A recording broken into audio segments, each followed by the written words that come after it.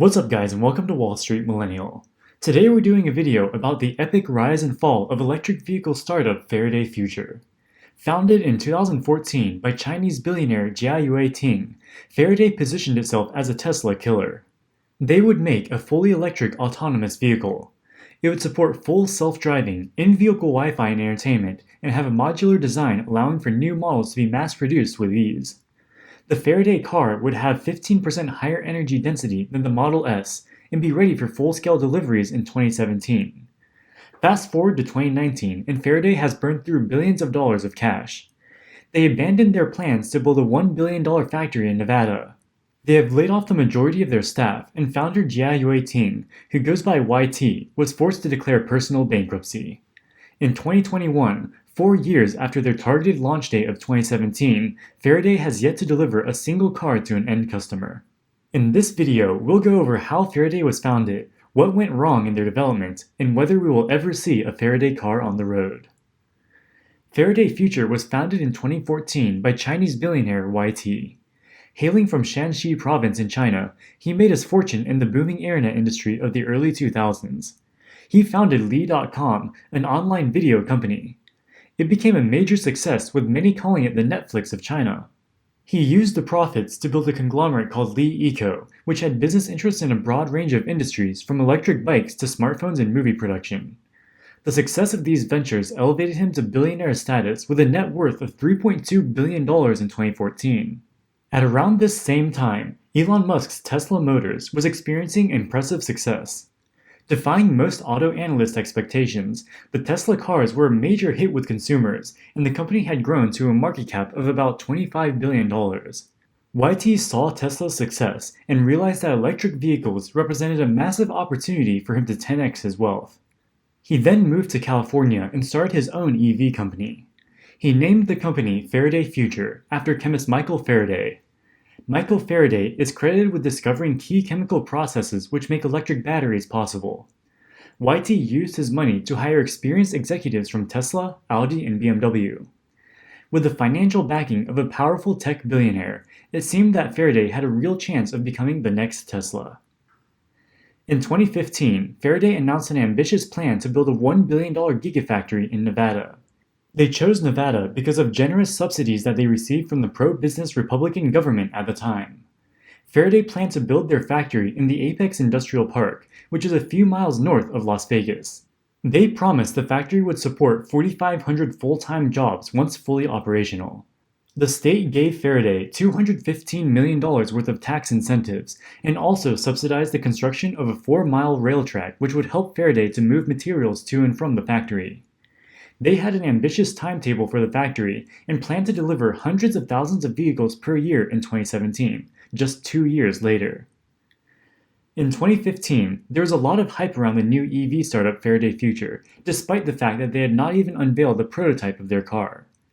They claimed that they would use a modular, skateboard-like design which will allow for easily changing the number of batteries, the length of the frame, and number of motors. This would allow them to make a variable platform architecture. Once they complete the variable base, they would be able to quickly make new models by changing the modules. They also promised to have internet connectivity and autonomous driving infrastructure, which would allow for a connected smart vehicle. With so many innovative features, consumers and industry analysts alike waited eagerly for Faraday to unveil their prototype at the 2016 Consumer Electronics Show, or CES. At the 2016 CES, they unveiled the FF01, a futuristic race car that showcased their modular and autonomous technology. However, the FF01 was merely a concept car and would never actually be produced. Very few, if any, of the design components showcased in the FF01 would end up in Faraday's production vehicle. This was widely seen as a major disappointment, as most industry observers expected them to unveil their production car. The fact that they only showed a concept car suggested that they were running behind schedule on the design of the production vehicle. TechCrunch reporter Matt Burns confronted Faraday's senior vice president Mick Sampson about their failure to show any details about their production car in this awkward exchange. So if it's really that good, and I really trust what Alex Roy has to say, why show us this thing? Why not show us the good thing?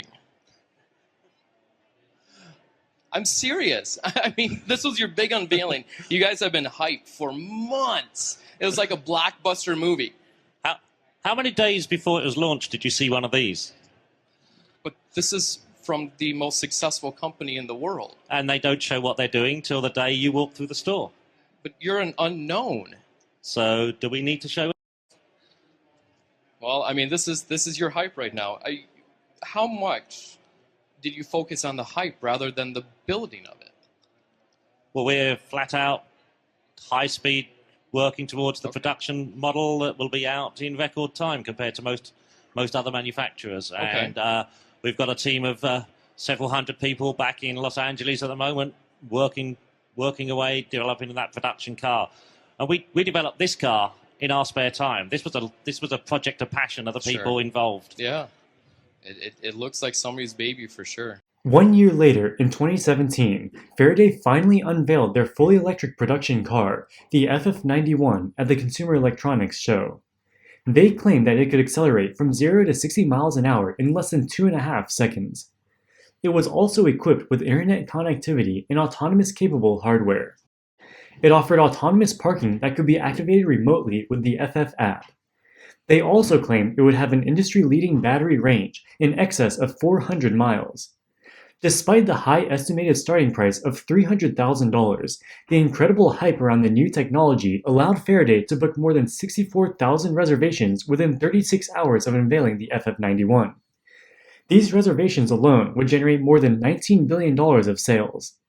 However, to achieve these sales, they would actually have to deliver the vehicles.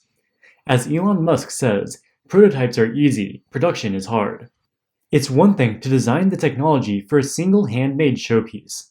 Setting up an assembly line for mass production is a whole nother ballgame. Things were not going as planned at Faraday's $1 billion factory development in Nevada. They burned through almost all of their money to develop the technology for the FF01 concept car and FF91 production car. They were forced to delay the construction of the factory until they could secure additional funding. Up to this point, most of the company's funding came from YT's personal fortune. Despite his billionaire status, he didn't have enough cash on hand to continue funding Faraday's massive cash burn. With zero revenue coming in, Faraday needed billions of dollars per year of outside funding to keep the lights on and ramp up for production. Desperate to keep his EV startup afloat, YT borrowed money against his various businesses in China to secure cash. As the debt load increased, his Chinese companies were unable to make interest payments and were declared to be in technical default. The creditors of YT's Chinese companies sued him for failing to make good on his debts and improperly pushing Faraday's debt load onto his unrelated Chinese companies. In 2017, a Chinese court ordered YT to return to the country and answer for the unpaid debts. Instead of complying with the order, he sent his wife back to China to resolve the issues. The Chinese authorities viewed this as an act of arrogance that placed him on the debt blacklist. They froze all of his assets in China, and he would likely face arrest if he ever returns. With YT's assets frozen, things were not looking good for Faraday's funding prospects. In light of Faraday's precarious financial position, Chief Technology Officer Ulrich Kranz as well as Chief Financial Officer Stefan Kraus resigned from the company. They went on to found their own EV startup, Canoe, which went public via a SPAC in 2020 and copied the same modular design concept that Faraday developed. With most of his executive team abandoning the company, things were looking pretty bad for Faraday and YT. Running out of cash, they abandoned construction of their halfway completed Nevada factory. But YT wasn't going down without a fight. Having been blacklisted from his own home country of China and his Chinese assets frozen, all that remained of his once great fortune was his beleaguered EV startup. In December of 2017, he secured $1 billion of capital from outside investors in exchange for a 25% equity stake in the company. Despite the production headwinds that they were facing, this gave Faraday a respectable valuation of $4 billion. With the funding secured, YT was confident that they could start making deliveries of the FF91 by the end of 2018. With the ambitious Nevada plant abandoned, they leased a smaller factory in Hanford, California. It had the capacity to produce 10,000 FF91s per year. Building an EV assembly line from scratch is extremely difficult. It requires expensive machinery as well as trial and error. By the summer of 2018, they had already burned through the $1 billion that they raised just 6 months prior. In August of 2018, YT raised another Hail Mary round of funding. He raised $854 million from Chinese investment company Evergrande Group in exchange for a 45% stake in the company. This valued Faraday at $1.9 billion, less than half of its valuation in the previous funding round just 6 months earlier. By October of 2018, it became clear that the FF91 would not be released on the planned date. Even with the recent equity raise, they were running out of cash to pay their employees. They were forced to lay off 40% of their staff and give 20% pay cuts to those who were not laid off. YT reduced his own salary as CEO to a symbolic $1 per year.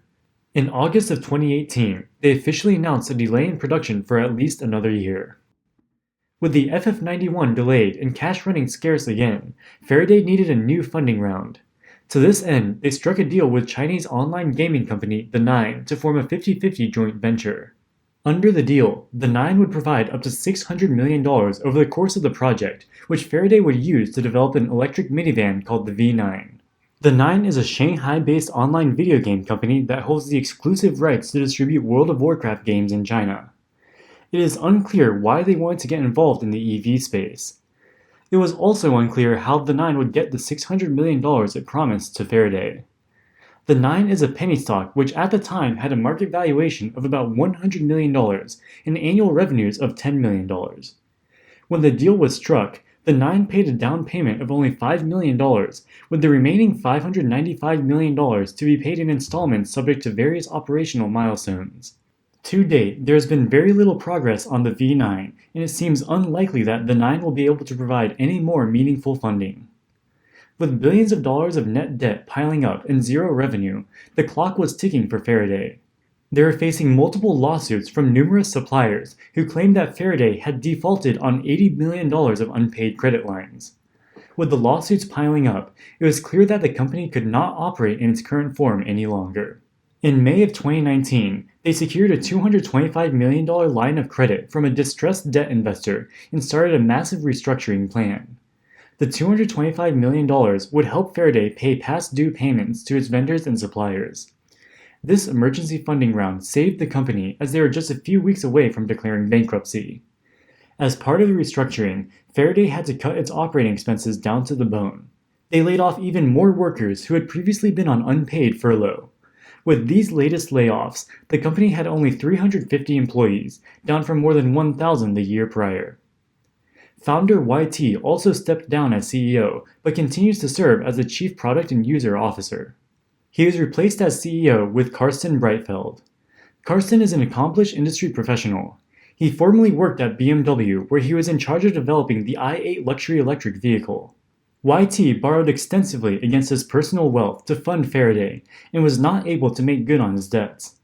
In October of 2019, he filed for Chapter 11 bankruptcy protection with more than $3 billion of outstanding debts. This bankruptcy affected YT's personal business dealings, but did not directly affect Faraday's operations. His stake in Faraday was greatly diminished by the bankruptcy proceedings, but he is still deeply involved with the company. While Faraday has still yet to sell a single car, there is still hope for the company's survival. They were saved by the SPAC craze of 2020 and 2021, as well as the general hype around EVs.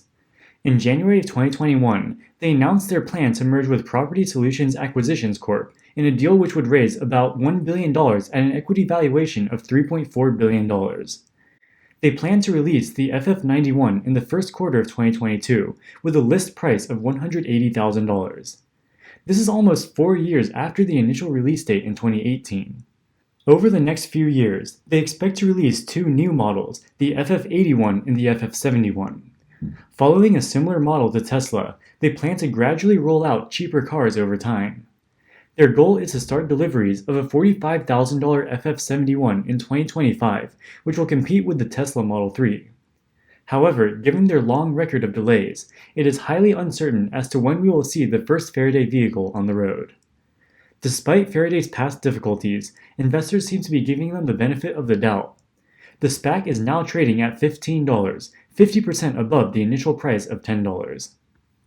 They claim that the luxurious interior and high performance of the car will be industry-leading. This should make the high price point of $180,000 attainable if they can follow through on their timeline. They are also in talks with Chinese automaker Geely for a potential JV which would be subsidized by a Chinese city.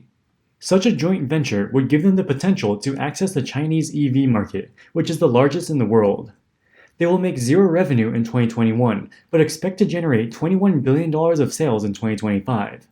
However, investors should take these projections with a large grain of salt, as the company has failed to sell a single car in the 6 years since its founding in 2015. While Faraday faces immense challenges and an uncertain future, their $1 billion SPAC financing gives them a fighting chance of survival. Their luxury FF91 is one of the most advanced EVs coming onto the market in recent years. Faraday Future is the story of a tech billionaire who decided to risk everything on a risky project. Building an electric vehicle mass production operation is extremely difficult. Even Tesla came within single-digit weeks of bankruptcy during 2008, as well as the Model 3 ramp-up. YT sacrificed everything he had to develop Faraday. He drove himself to personal bankruptcy and got himself blacklisted from his home country. Whenever the company was wobbling on its last legs, he was always able to secure emergency funding to keep its operations afloat, even if just barely. With their recent SPAC merger, YT's dream of creating an EV company to compete with Tesla still has a fighting chance of fruition. Alright guys, that wraps it up for this video. What do you think about Faraday Future? Let us know in the comments section below. As always, thank you guys so much for watching, and we'll see you in the next one. Wall Street Millennial, signing out.